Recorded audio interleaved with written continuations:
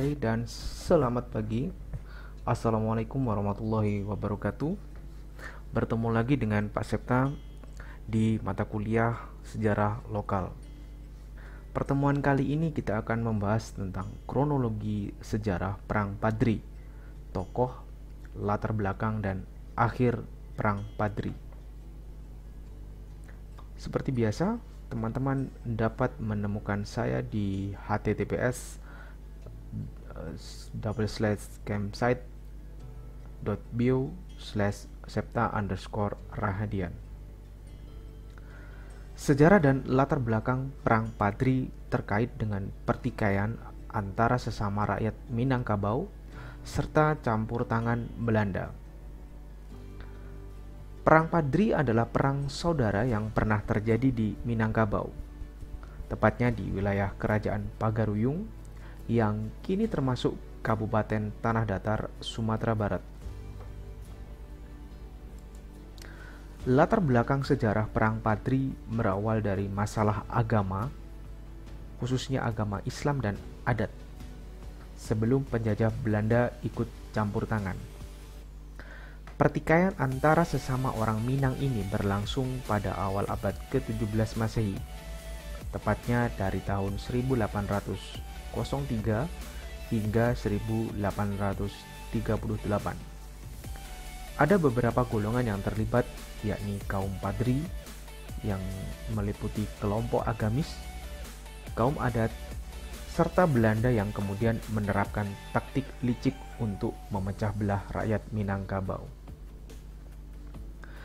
Pada akhirnya peperangan ini menjadi ajang perlawanan rakyat Minangkabau melawan penjajah Belanda, dimotori oleh beberapa tokoh terkemuka seperti Tuanku Imam Bonjol, Tuanku Tambun Sai, Tuanku Nan Renceh.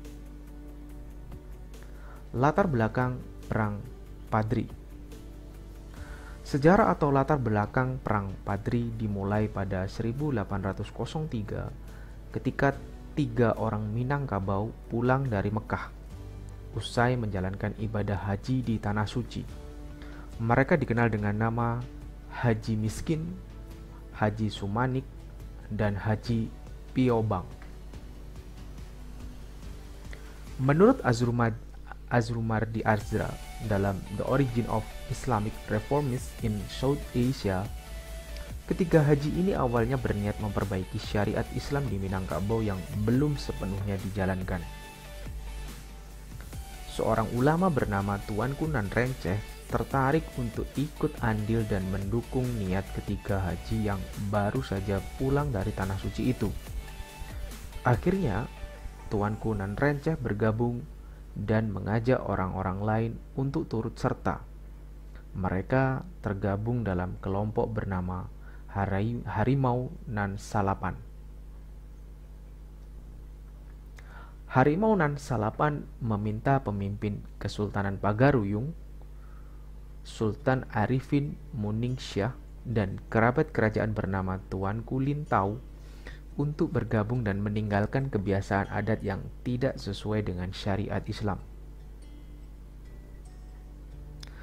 Yang di Pertuan Pagaruyung tampaknya kurang sepakat. Sultan Arifin Muningsyah masih tidak ingin meninggalkan tradisi atau kebiasaan yang telah dijalankan secara adat sejak dulu di Minangkabau. Ada beberapa kebiasaan yang tidak sesuai dengan ajaran Islam, seperti sabung ayam, judi, serta minum minuman keras. Padahal masyarakat adat saat itu sudah banyak yang memeluk agama Islam. Dalam buku The Origin of Islamic Reformists in South Asia, kebiasaan ini sebenarnya tidak sesuai dengan mayoritas masyarakat kaum adat yang beragama Islam.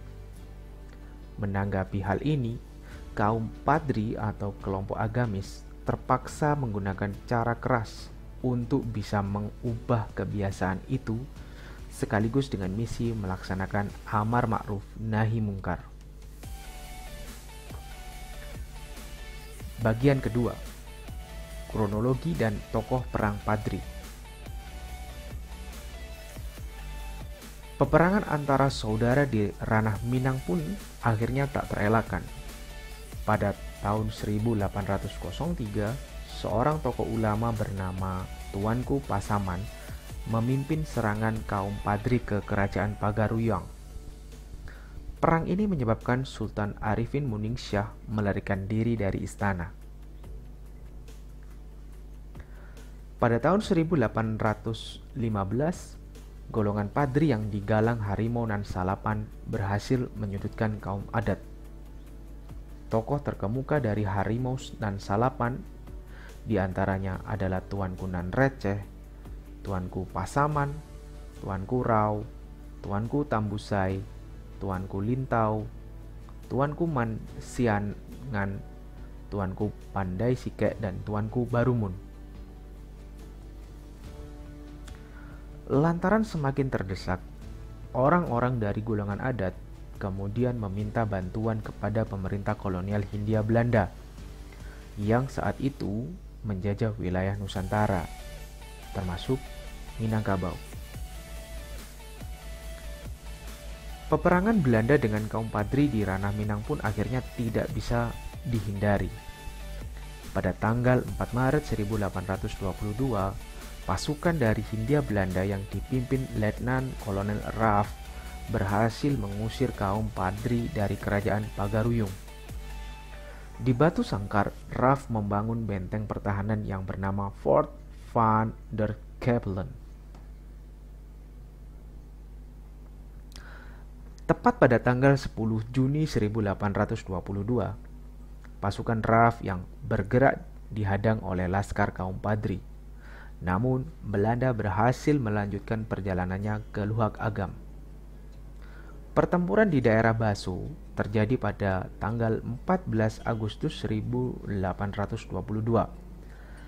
Kapten Hovinet dari pihak Belanda mengalami luka berat dan akhirnya wafat pada 5 September 1822. Perlawanan orang-orang Minangkabau dari kelompok Padri membuat Belanda terdesak hingga akhirnya memutuskan kembali ke Batu Sangkar. Pada 13 April tahun berikutnya, Raff kembali menyerang ke daerah Lintau, markas pertahanan kaum Padri. Pertempuran ini terjadi amat sengit hingga menyebabkan Belanda mundur pada 16 April 1823. Raff kemudian meminta Sultan Arifin Muningsyah untuk datang ke kerajaan Pagaruyung.